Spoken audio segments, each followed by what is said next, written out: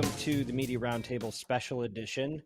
This is where we like to come together and get super deep into the craft of audio and our adjacent channels in marketing. We talk about podcasts a lot. We talk about creator media a lot. Sometimes we talk about our own business. Usually it is for the purpose of the chief audio officer, and indeed, chief audio officers will benefit from this conversation. But today is a special moment for us because we've really achieved something here at the agency. We have survived 12 full months of merger where a year ago today, what feels like 7 years ago, we took two competing agencies and we smashed them together and said, hey, let's see what happens. And had some big hopes and some big dreams. And happy to say that we are here, we are intact, and things are by and large going well. But it's had a lot of implication, I think, for the market. I think it's also had a lot of implications for our business, obviously, and I think it's had a lot of implications for the individuals who really are doing the work here on a day-to-day basis. And so we're going to reflect on all that, and hopefully you're able to hear our story and get some of the good, the bad, and the ugly. I've asked everybody, not to feel the obligation to just make this like a shiny, happy press release, but let's go warts and all here. Let's get it out and talk about what it is like in the real world of trying to unite two different companies into one over the first 12 months and the lessons that I think we're getting out of it that might help other people. So I am your host, Dan Granger, CEO of Oxford Road. I got us into this mess, and I'm grateful to be here with some really important people that started as competitors and are now joined as one. And so, and what's cool about everybody that's part of this conversation, I don't know if anybody's been doing this under a decade previously. So you've got some real legit OGs here, and I'm just going to welcome them.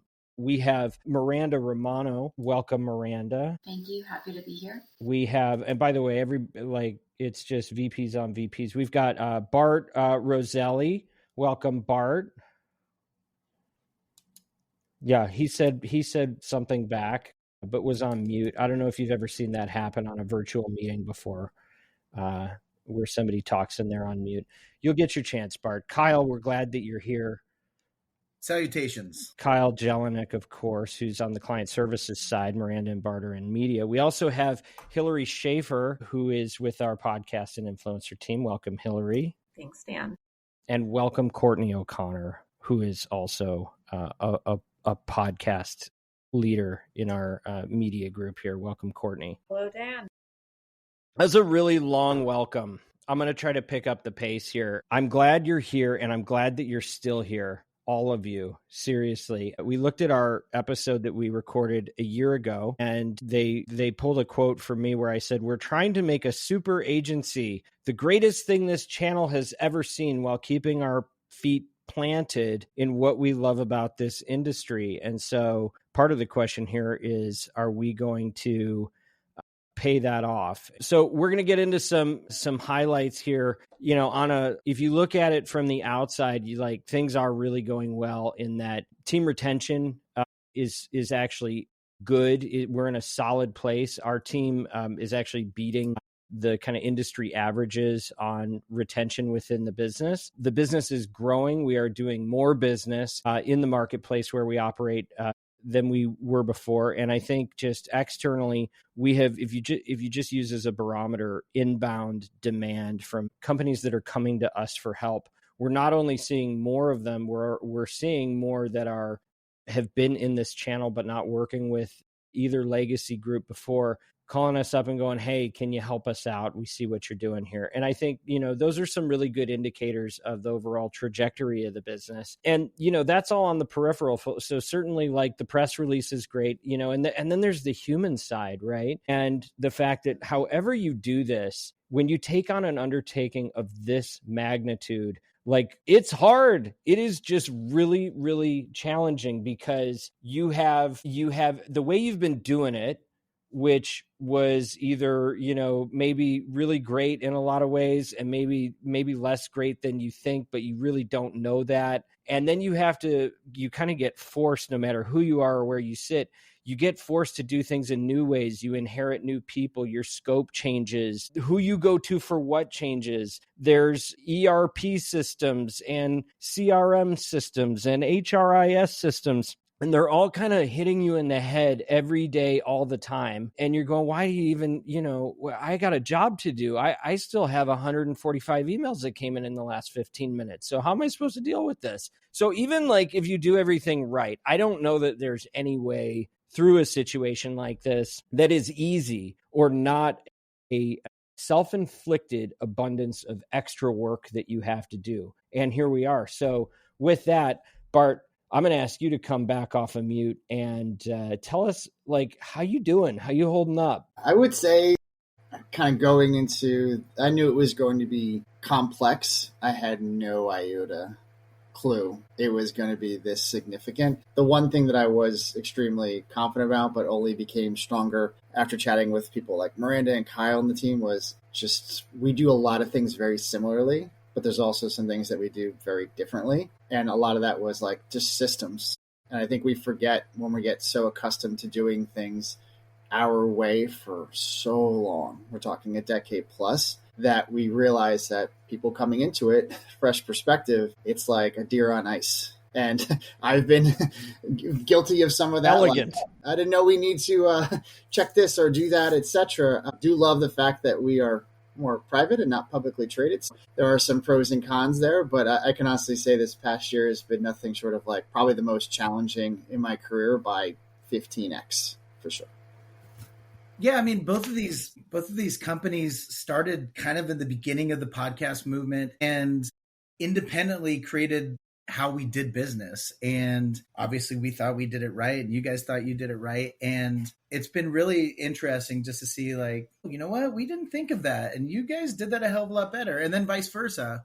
On the other side of that is Veritone was always my plan B if something went haywire at Oxford Road, and now I'm screwed. So here we are. But just getting to know the people that, we were fighting against each other in pitches and trenches. And it's like, I love these guys. They're awesome. It's been really, really cool. Courtney, I see you nodding. Yeah, I think to Kyle's point, I think we all knew that we were very similar in seeing each other and being on panels together and like having this experience maybe at industry events, but coming together. And I think for context for everyone, the first step of what we did in Q4 of last year, which anyone that knows this industry knows that it is wildly hard to do anything in Q4, but we sat and we picked apart every single one of our processes for every single team and basically everyone that touches them. And like to see, I think that early on, how similarly all of us thought and worked and kind of reacted to things was really, I think, positive to me. I will say I have probably had some of my highest highs and lowest lows this year, in all honesty. I think we all have, because like you said at the top, Dan, we were doing our day-to-day job and also figuring out how to correctly merge these companies. But looking back a year later, it's kind of insane how much we accomplished. So I want to go to Hillary, but I just want to talk about this, like highest highs and lowest lows. And like when the deal got announced, I had been grinding for easily just 6 months of, 6 a.m. to midnight with, half an eye on the business and like trying to clone myself just to do the work to do the deal. Right. And I was like, oh, finally we're there. Like we can start, putting the puzzle together now. And we get on the first call, and Tony, who's from Insignia, our sponsor, he jumps on the all hands call and he's like, yep, it's going to be a lot of work. Dan's going to work as hard as he's ever worked in his life. And I'm like, what? Wait, what? I thought I just did that. No, I did not. But yeah, it's been action packed, to say the least. Hillary, how about you? Yeah, I think just going off of that point, Dan, like it has been probably one of the most complex and challenging years of my career to date, but also one of the most rewarding in a lot of regards. And I think just seeing, to Courtney's point, like going from picking apart every minute little detail and process that we have and rebuilding major systems and like critical functions for the agency, and then being able to see our team, like our conjoined team in full force at some industry events this year has been so impactful and so powerful. Podcast Movement was probably one of like the highlights this year, just seeing all the different media groups involved, the account teams there, our clients present with us, and just seeing that full force in action was really rewarding. So to Courtney's point, yes, it's been a year of high highs and low lows and a lot of really complex challenges. And I think we're all part-time firefighters now on top of our regular jobs too.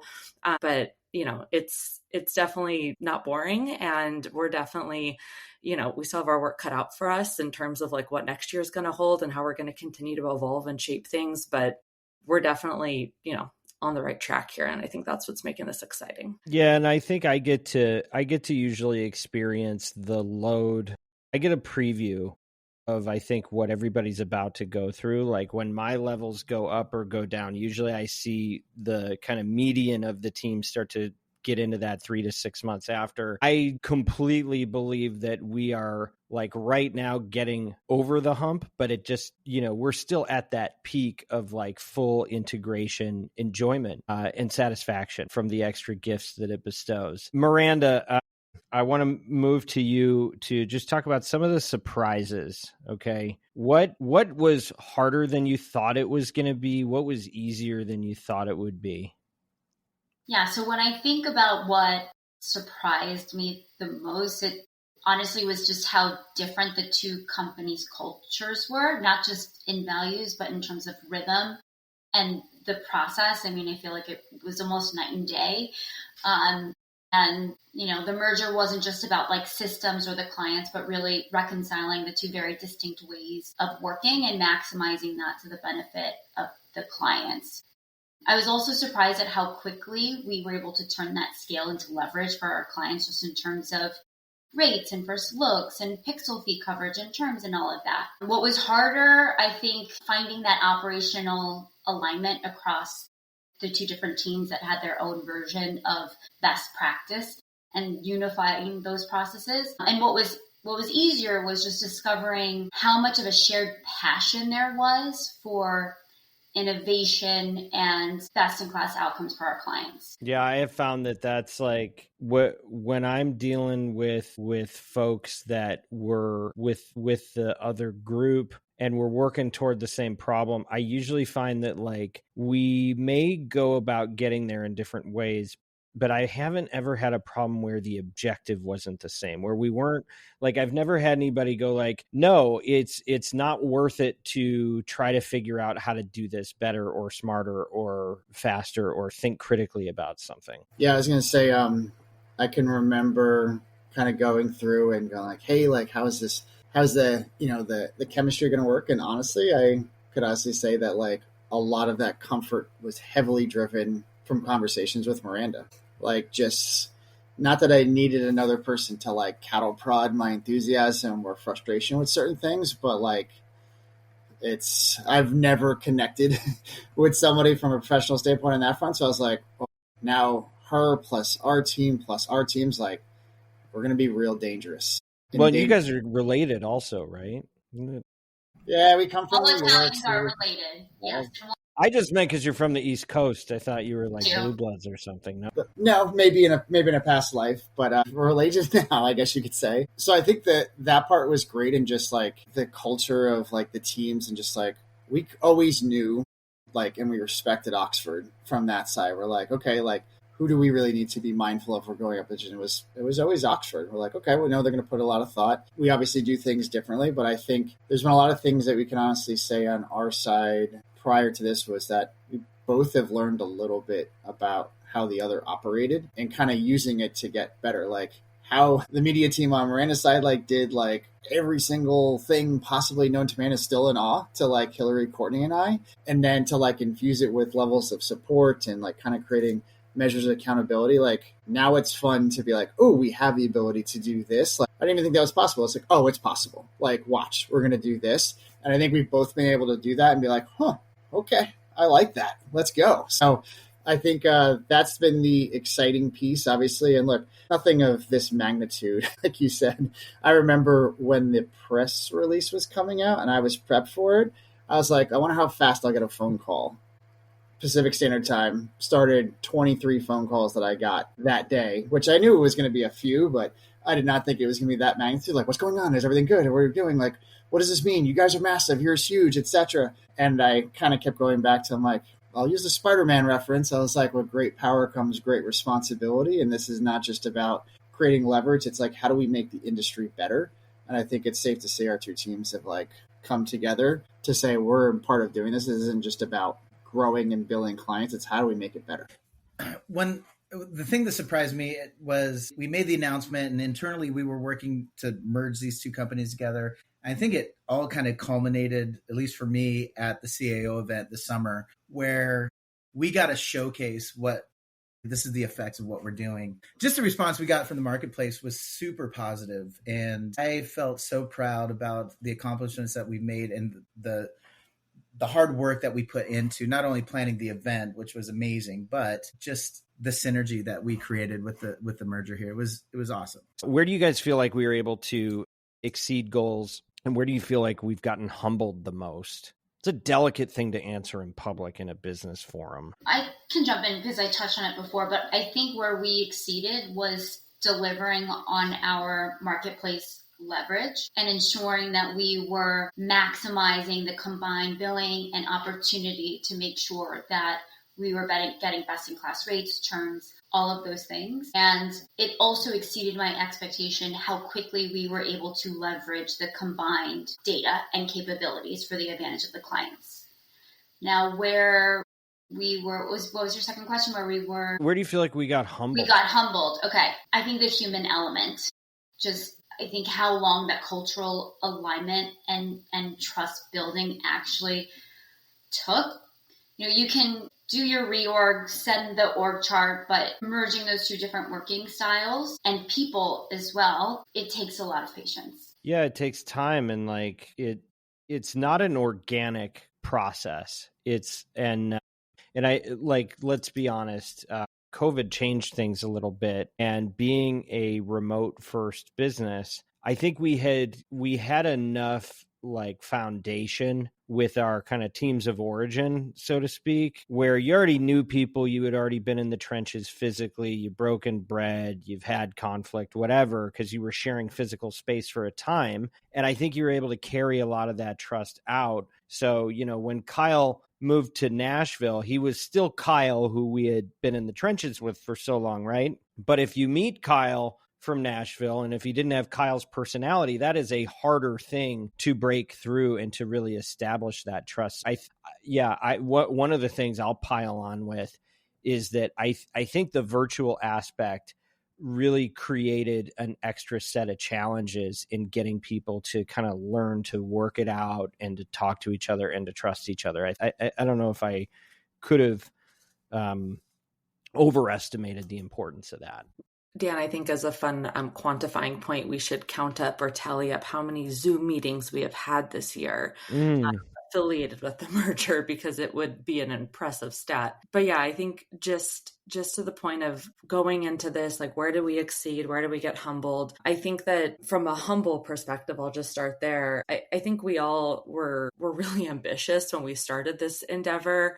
I think we thought we were going to be able to do so much so quickly in such a short amount of time. And so when I think back to some of our initial timelines and goals that we had set for some of these big projects, I got to chuckle to myself a little bit of just how optimistic we were about how quickly we were able to move mountains here. And it's not that mountains haven't been moved. They just took longer because there were so many more details and so many more aspects that we had to think through. And so that was definitely humbling, just in terms of level setting perspective. I think in this industry, we all want to move fast and furious all the time. And that's just part of our DNA here. But this one, we really had to be diligent. We really had to think through every step, every motion to make sure nothing was getting left on the table and that we weren't having any holes in our tools or our processes. And so I think that's where it kind of is a double-edged sword of we've kind of exceeded the outcome of some of this because we did take that extra step and extra diligence. And while I would have liked to do things far quicker or faster or rip Band-Aids there, but we needed to go through all those motions, and the output of it and what we've been able to unlock and uncover, I think is really impressive. And I think, just double tapping on what Miranda said about the leverage that we were able to bring to the table. I think that was one of the first conversations we had as a joined media team, was just like, where's the leverage here, right? And like, how can we really throw our weight around in the ring? And we've been able to do that really successfully, which has been definitely, a positive outcome for our clients. And I think we're not just throwing around that weight to get better rates or deals or opportunities, but we're also doing it so we can help move the industry forward here in a direction that we think makes sense long-term, for the sanctity of these channels and, the industries that we're so passionate about. Yeah, I mean, it's interesting. We've got a lot of achievers on this team, and we tried to do like a Ouija board kind of planning process, and everybody kind of put their hands on the thing, and we try to, we came up with these DSPs, not the media DSPs, but the department success plans, which is completely made up. But we came up with these really robust templates for like, this is how a bill will become a law, right? And we got stakeholder feedback, and we debated it, and we got buy-in, and we did cycles, and then you publish it, and then that's a very different exercise than actually executing and getting people to do things in new ways, and getting yourself to do things in new ways, in different ways, and more comprehensive ways, when you've got, somebody throwing a desk at your head every 12 seconds in your inbox, right? Like it's really hard in kind of the fog of war in this type of industry that we love and we've chosen. Like, it's already chaotic enough on its own, and to try to bring that much order in real time is very, very ambitious, right? So like, I think for me, I think one of the problems is we were really confident because we beat our deadlines on a lot of the technical integrations and did really, really well, frankly, like technically merging. But then the stuff that's just habits, new habits, that stuff takes years to really continue to evolve. And so like, I think the nice thing about where we're at today is I think we're over the hump certainly on the technical disruption. It's pretty much downhill, and the benefits are now coming toward us. We keep releasing new adaptations and innovations, whether it's proprietary, the third-party stuff we've basically pulled in. And now it's like, okay, we actually can grow into the habits we're aspiring toward. But I think, look, this was by no way strategic. It was just, I think it's a happy accident. But we did this in the kind of early inning of the new AI game, and the world is being disrupted so much that I think it is actually convenient that we had to disrupt ourselves so profoundly and second guess everything, so that we didn't get stuck in old ways of doing things, even though they may have made sense for the last 10 years, right? So I think in some ways that was a benefit. Yeah, I think early on when we announced the merger, we all got together, we did a merge and surge, and it was so fun, and we're going to take the best from both worlds, and it's going to be amazing. And then we got to the practical aspect, and then we got these big personalities that are like, no, you're wrong. Like, your way is not as good as mine. And like, that was the low point. And I think we've kind of got through that, and now we're starting to see the fruits of those efforts. And I think we're all better for it, but it was hard. I mean, it went from like just very exciting and all the possibilities we can do. And then it's like, oh shit, now we got to really do the hard work now. And we have to be humble, actually. Like, you know what, maybe this is the better way, and we're going to acquiesce. And now we're finally at a point where I think we're starting to see that momentum get back to where it needs to be. Yeah, it's, so some of the fruit and some of the things I'm really proud of, I talked about, team retention. Obviously, that's you guys that have really been able to lead your teams. And we've got a lot of leaders not represented here that have been able to, help care about your people enough that they didn't run for the hills, even though they were faced with extra challenges. Right. And I think that's a testament to all of you. And then, our client retention has been great. And I think what's been nice is, like, we're in a business where our problems are not their problems. And we can never make our problems the client's problems, right? Our job is to make sure that they never feel whatever is difficult in our lives, right?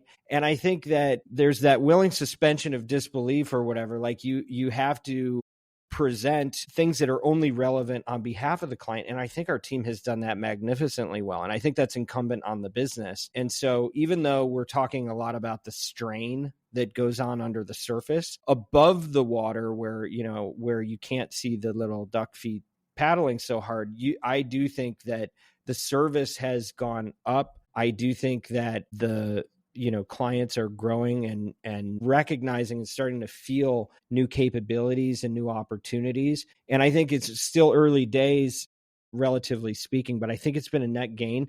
The biggest thing, and I'm going to bring this out maybe a little bit out of order, but for me, this business has always been about driving results for companies. And I think it has for you guys too.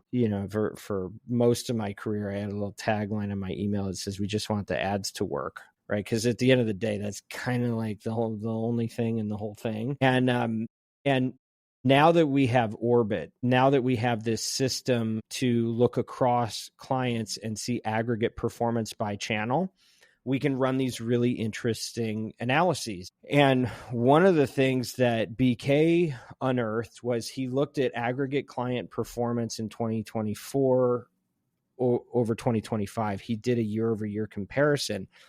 And the response that our clients are getting from the dollars they are spending is up 30%.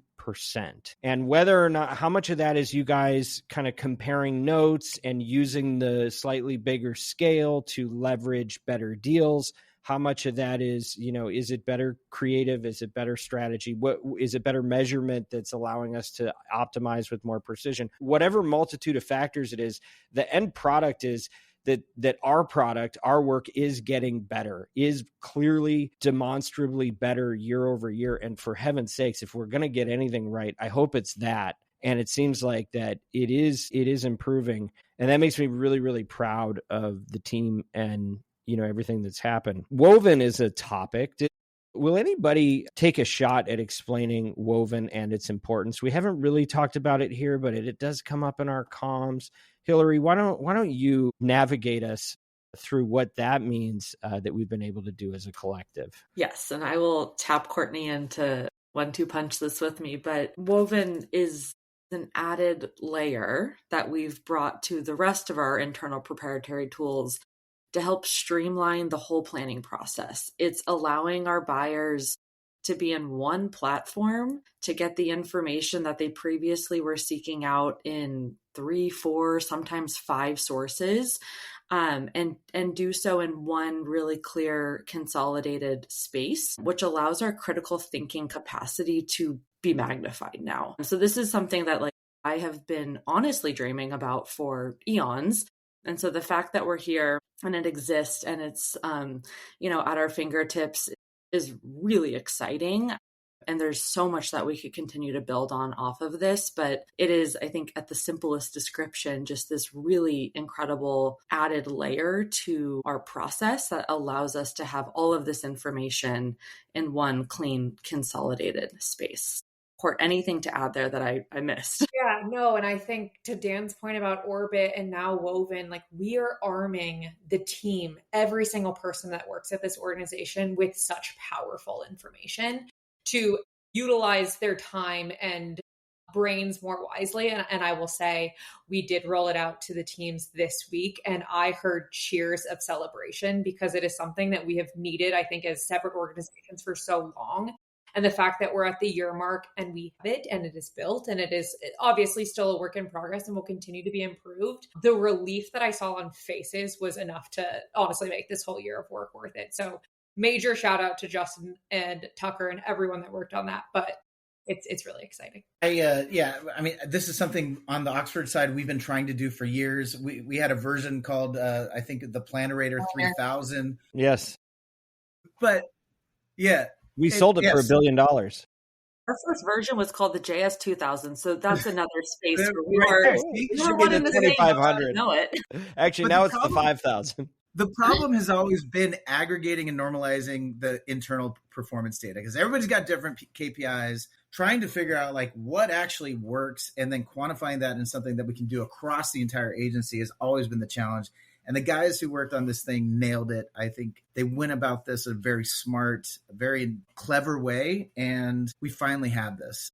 And it's been over a decade in the making. I'm so excited. Yeah, Miranda and Kyle, on the count of three, what was the name of what we announced that it was in 2015 when we intended to launch it? Starling, 1, 2, right? 3. Yep, Starling. That was because the birds, they fly in unison, right? And it was an elegant name, but an inelegant output. So all the starlings fell out of the sky and died. But we kept trying to rebuild and we'd get glimpses. But no, this has been the dream, right? And it's actually happening. And the fact that it's happened within the first year is unbelievable. Frankly, I don't know that there's a more powerful tool in the marketplace.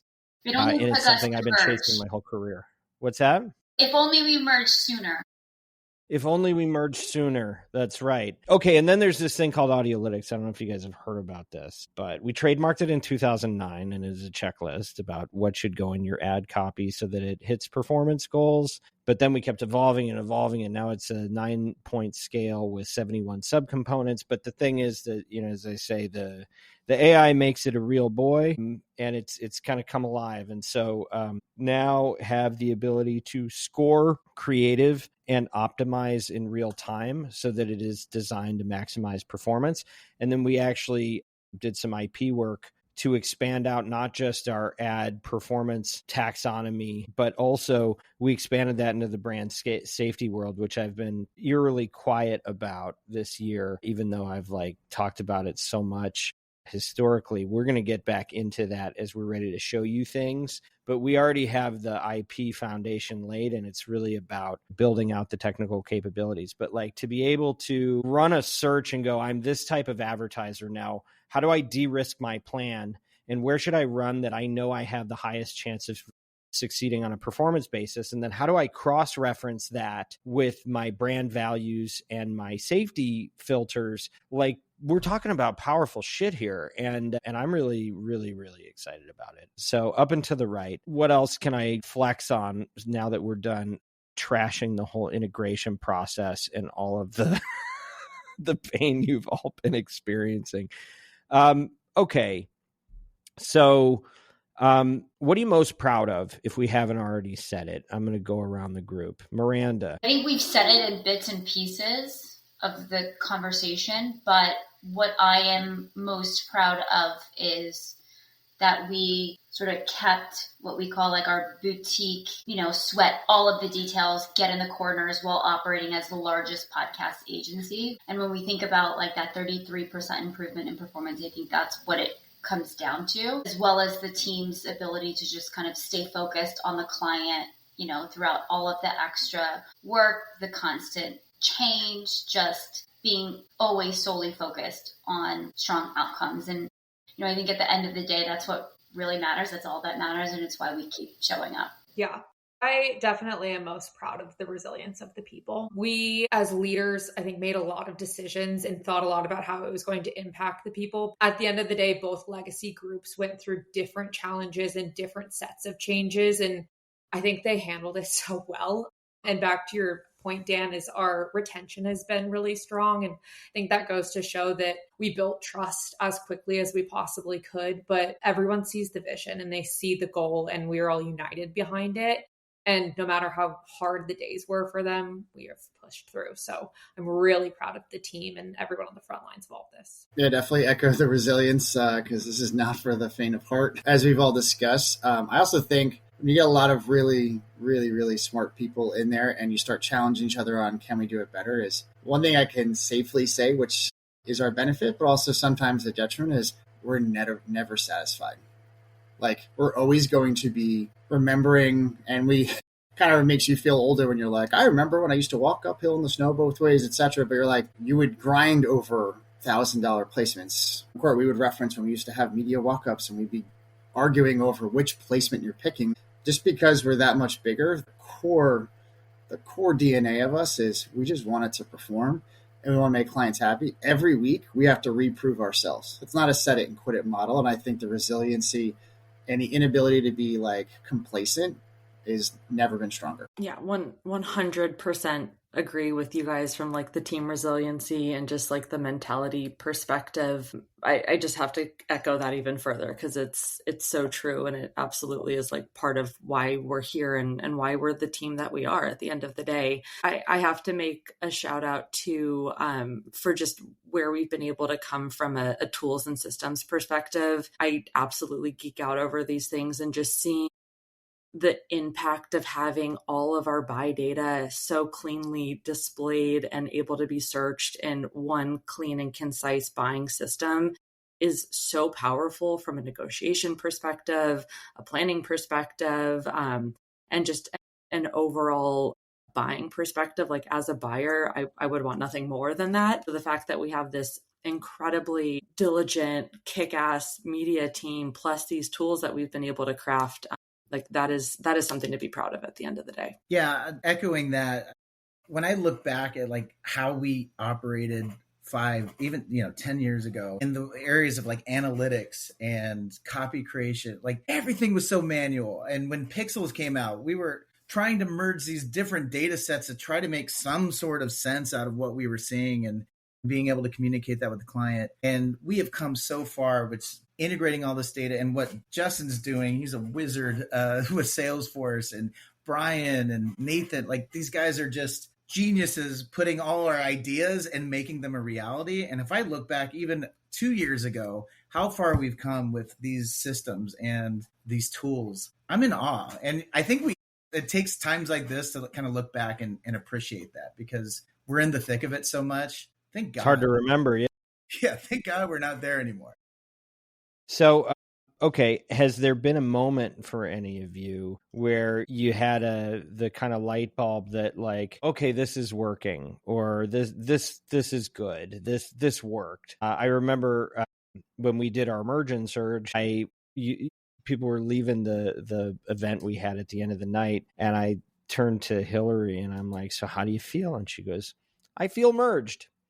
And I'm like, yes, it's working. It's happening. Okay. So, but have there been any standout moments for you guys on this? Say most of all of us in this call were in a room together in August, and we got to see the power of the combined brain. And although that also might have been one of the hardest things we've ever done, seeing the team work together, we actually saw the result of it, the result of the combined thinking, the result of all of the hard work that we put in. And I left that feeling so proud of what we have done. And it's a team. Stu always says teamwork makes the dream work. And I think like we are showing that every single day. And I'm really, really proud of the team becoming a team. And before Bart jumps in, I know obviously what you're talking about. I took pictures, but I was getting emotional for that reason. That was actually like the first time I'm like saw it coming to life in front of me, and just seeing there was an equal number of people from both teams sitting mixed in a room, and everybody was so good at what they did. And not only was it like a strong presentation and it looked good and it was sharp and it was clean, but like there was strategic thinking on every single page, right? And I love the tech and I love the efficiencies and all that, but I think for me it's it's like our mission, it's strategy and technology, and when you see critical thinking come together at scale, it's like it's the most powerful thing that an agency I think can offer the market. And so that was same moment for me. And I would argue, just jumping in, I would argue there were a few big like pitches or meetings where we presented ourselves. Like the one that Courtney referenced, like for sure that was huge. But I think throughout the year, since the beginning of the year, there were a couple of those moments for me where we're presenting, and just the synergy and the strategy is unmatched to anything that we would have been able to do or accomplish as two individual separate groups. Yeah, I think it's absolutely in those moments, Miranda, where like you see the channel expertise come to life. You see everyone's areas of just specialty like really come to fruition. And I think that was part of like what we were building with the new agency here, is like a way to highlight that power of knowledge. And we really have started to see that come to fruition. It's been a whole lot of work. I think we didn't sugarcoat that in the beginning, but we're actually seeing it come to life. And that's what's so rewarding. But I know I mentioned it earlier. I think where I saw some of the magic start to happen was at some of these events where we've been able to be in person. So like Podcast Movement, CAO, like really seeing that synergy and that power come to life in real life, I think is where it's maybe just more impactful because you're there in person. But we're definitely starting to see those moments come through here. And the unsolicited advice, like I go back to CEO again. I had a prospect come up to me and said, like, I've been to 3 podcast movements and I got more out of 2 days here than I did in all those 3 years. I'll definitely be coming back. Like that, it was like, all right, we did it. We're doing what we set out to do. And the thing that we did in New York a couple of weeks ago, same thing. Every single network partner, every single client said, oh my God, how come nobody does this? I love it. And let's do it again. Good idea, Bart. That was Bart's baby. That was not, we had done that before. Let's just say we refined it and improved it together. It was a better together thing, right? It is a better together thing. I would say, like, look, I'm more of the realist. So when we put a lot of plans and things on paper, I'm like, I'll believe it when I see it. Let's see it come through.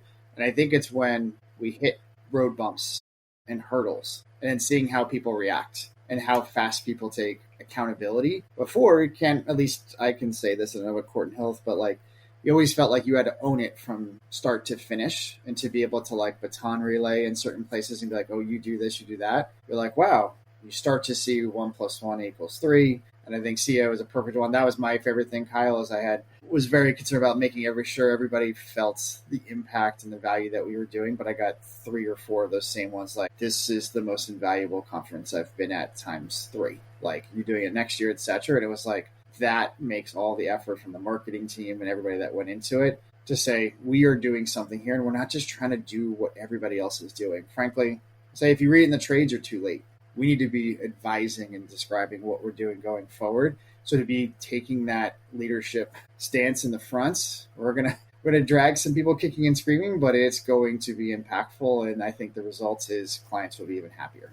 Well, and Bart, I love checking in with you over the last 12 months because I think you very much have been in that wait and see position. Like, I think when we started, you were kind of like arms crossed and I'm like, how you feeling about all this? And you're like, I don't know. We're going to see how it goes.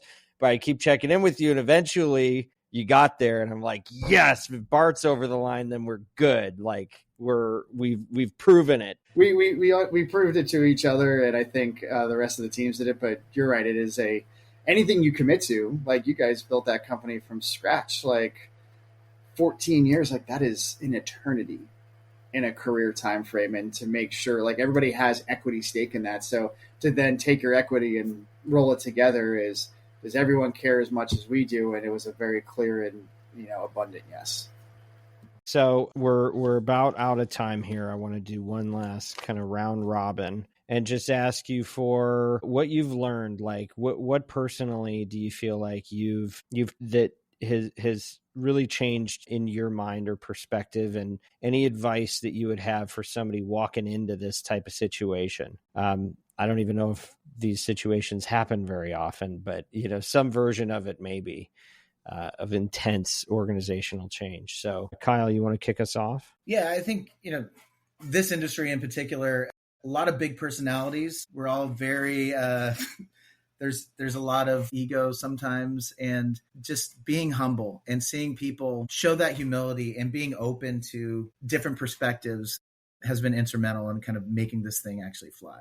Yeah, I would say I think I got advised a few people were like, that's not going to be easy. So go into it with eyes wide open. Like, it's not going to be easy. There's going to be things that are not going to like check all of your boxes, but the more you can be open and think about it from other person's perspective. And as soon as you see that alignment and reciprocity of like information sharing and like advice, you need to like grab onto that and continue compounding it, because it's only going to go somewhere if you're both in it for the same end result. I think that's really, really important. I think that just comes down to a culture foundation as well. How about you, Hillary?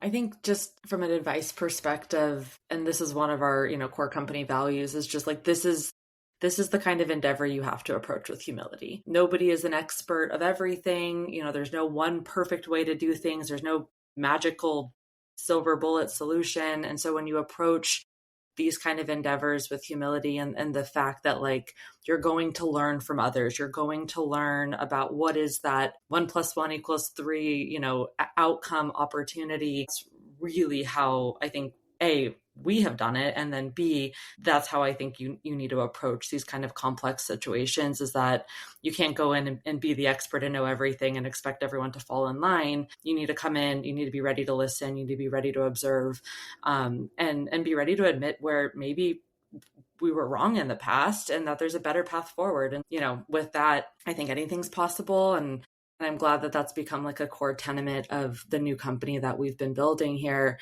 Because I do think it's going to allow us to continue to unlocking, new paths forward and new ways to grow. Yeah. And to add to that, Hillary and I always say change is the only constant that we can guarantee.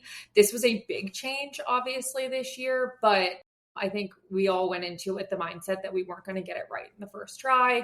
We know that everything that we were doing wasn't the best on either side, and we had places that we could learn. But I also think the ability to pivot and remain nimble and make change when maybe you don't get something right the first time, be able to kind of see that failure and address it and pivot quickly. What did I learn? That structure should always follow strategy, and the importance of establishing a North Star and values early to keep everyone focused on what is most important. And I think this doesn't just apply to like the overall company, but like in every project that we take on. It's like, what is our North Star? What are we trying to accomplish? Let's start big and then funnel down to what needs to happen to make that happen. And it also for me validated that we have a best-in-class team. Not only, are they resilient, but strategic, humble, and growth focused. And I feel incredibly proud to, work with the team. Thank you. Okay, final bonus question. What is one thing you're looking forward to in the future? Anything? Well, just having to pick one that we are allowed to say publicly, I would say is I'm excited to honestly see some of the superstars that we have on all of our teams start to take the next step and assume larger leadership roles and responsibilities. This is something that is obviously incredibly tough, and you start to really see who's in it for the long haul, long term, etc. But you also see during difficult times, people rise to the occasion. So I'm excited to see the growth of the next level of senior leaders here shortly. I'm excited for more systems and more brilliant tools that the team is building to be able to utilize our channel expertise and like the full capacity of buyers' brains. We have some really freaking smart humans on our teams. And so to be able to get them in using full media focused brains, I'm really excited about. I'm excited to start using these tools that we've been cooking for the last year. I mean, they're still... Do you want to get out of beta? Yeah, we're in the beta phase right now. And once these guys are fully rolled out, I think it's going to be an unstoppable force. And I cannot wait till they are fully out. I feel like we're the Death Star in episode 3 of Star Wars. Of course. Like, it's half built. We're just testing the power of it. And we'll bring it to completion. It'll be great. Probably not the best analogy because I think it blows up at the end. But anyway. Thanks for that. Next. Thanks for that. Miranda, you want to go? Sure.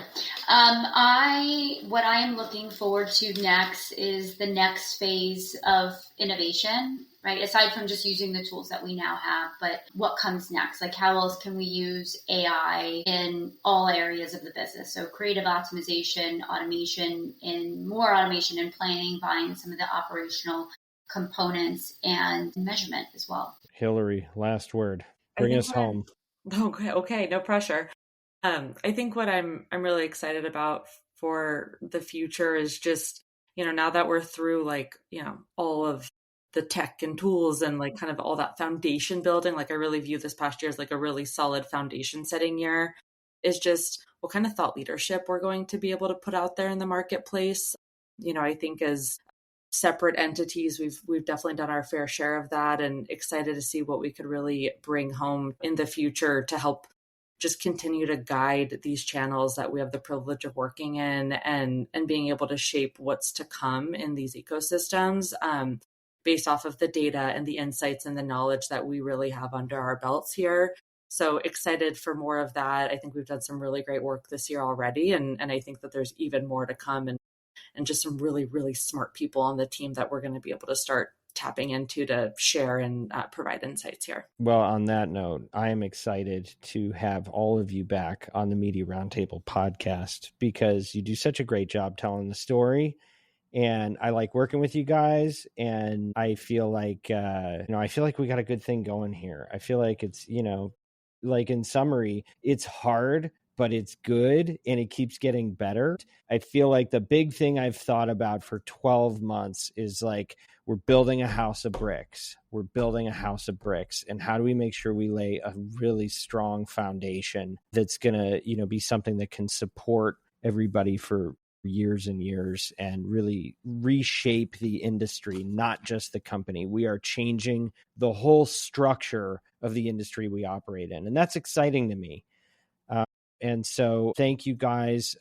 And I'm going to just go around here. Hillary, thank you for this and for everything in the last 12 months that you have given to this company. Courtney, thank you for everything that you have done and sacrificed for this company. Miranda, thank you for everything you have given and given up and continue to sacrifice for this company. Kyle, thank you for everything that you are doing in so many different ways for this company. And Bart, thank you for continuing to fight for this company as we grow. You guys you're the foundation, right? And we got a lot of people that also applies to who are not here right now. But it's the people. And so thank you for today, but thank you more so for everything in the last 12 months. It has been hard fought. If you didn't know, this podcast is brought to you by Oxford Road, where we want you to succeed in audio and creator media and podcasts. And we want you to use your influence for good and to build bridges across differences, as we have done here with this group. Okay, we can preserve fair-minded discussion around the most important topics of our age, whether that's a DSP or attribution or anything we might disagree on. We can come together and be better for it. If you're a marketer and you're looking to align your brand values with extraordinary business outcomes, I have a suggestion for you. Reach out to us. It's Oxford Road at oxfordroad.com. Subscribe to our weekly newsletter. It's called The Influencer. It's free. You can just have it. And we'd love to hear from you, because feedback is the breakfast of champions. You've never heard that before. Email us, info@mediaroundtable.com. Take your shot. Tell us where we need to get better. Let's see. Maybe we'll listen. Check out Ad Infinitum.